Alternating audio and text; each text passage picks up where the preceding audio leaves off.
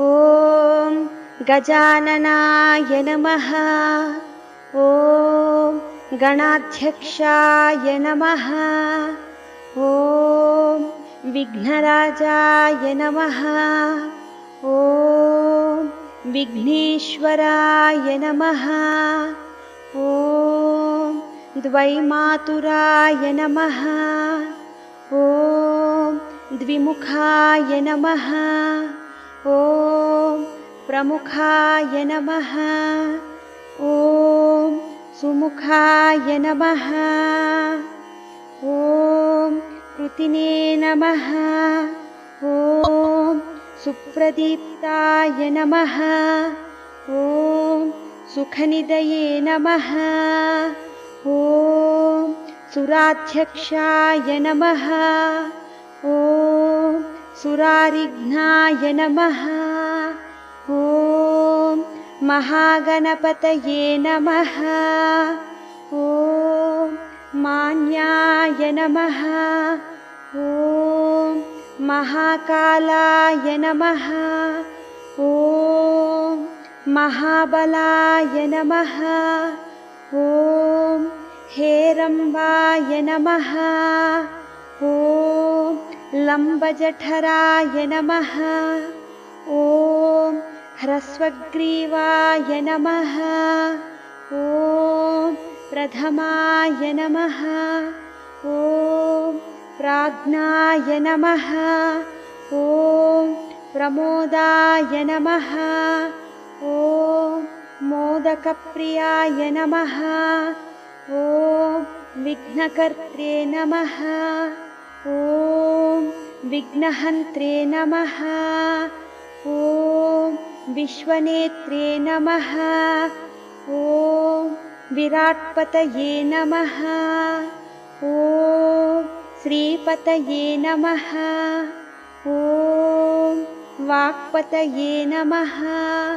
ॐ शृङ्गारिणे नमः। ॐ आश्रितवत्सलाय नमः। ॐ शिवप्रियाय नमः। ॐ शीघ्रकारिणे नमः। ॐ शाश्वताय नमः।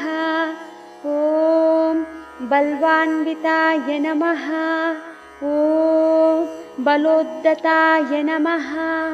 ॐ भक्तनिधये नमः। ॐ भावगम्याय नमः। ॐ भावात्मजाय नमः। ॐ अग्रगामिने नमः। ॐ मन्त्रकृते नमः। ॐ चामीकरप्रभाय नमः। ॐ सर्वाय नमः। ॐ सर्वोपास्याय नमः। ॐ सर्वकर्त्रे नमः। ॐ सर्वनेत्रे नमः। ॐ सर्वसिद्धिप्रदाय नमः। ॐ सर्वसिद्धये नमः। ॐ पञ्चहस्ताय नमः। ॐ पार्वतीनन्दनाय नमः। ॐ प्रभवे नमः। ॐ कुमारगुरवे नमः। ॐ कुञ्जरासुरभञ्जनाय नमः।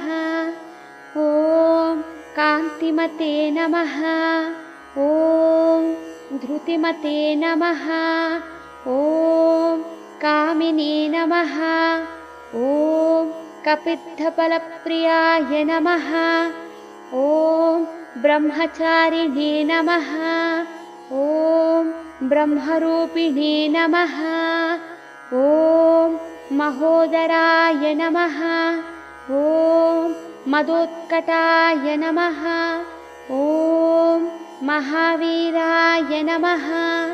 ॐ मन्त्रिणे नमः। ॐ मङ्गलसुस्वराय नमः। ॐ प्रमदाय नमः। ॐ ज्यायसे नमः। ॐ यक्षकिन्नरसेविताय नमः। ॐ गङ्गासुताय नमः। ॐ गणाधीशाय नमः। ॐ गम्भीरनिनदाय नमः। ॐ वटवे नमः। ॐ परस्मे नमः। ॐ ज्योतिषे नमः। ॐ आक्रान्तपदचित्प्रभवे नमः। ॐ अभीष्टवरदाय नमः। ॐ मङ्गलप्रदाय नमः। ॐ अव्यक्तरूपाय नमः। ॐ पुराणपुरुषाय नमः। ॐ पूष्णे नमः। ॐ पुष्करोत्क्षिप्तवारणाय नमः। ॐ अग्रगण्याय नमः। ॐ अग्रपूज्याय नमः। ॐ अपाकृतपराक्रमाय नमः। ॐ सत्यधर्मिणे नमः। ॐ सख्यै नमः। ॐ साराय नमः। ॐ सरसाम्बुनिधये नमः। ॐ महेशाय नमः। ॐ विशदाङ्गाय नमः। ॐ मणिकिङ्किणिमेखलाय नमः। ॐ समस्तदेवतामूर्तये नमः। ॐ सहिष्णवे नमः। ॐ ब्रह्मविद्यादिदानभुवे नमः। ॐ जिष्णुवे नमः। ॐ विष्णुप्रियाय नमः। ॐ भक्तजीविताय नमः। ॐ जीवितमन्मथाय नमः। ॐ ऐश्वर्यकारणाय नमः। ॐ सततोद्दिताय नमः। ॐ विश्वदृशे नमः। ॐ विश्वरक्षाविधानकृते नमः। ॐ कल्याणगुरवे नमः। ॐ उन्मत्तवेषाय नमः। ॐ परजयिने नमः। ॐ समस्तजगदाधाराय नमः। ॐ सर्वैश्वर्यप्रदाय नमः। ॐ श्रीविनायकाय नमः। इति श्रीविनायक अष्टोत्तरशतनामावळि सम्पूर्णम्।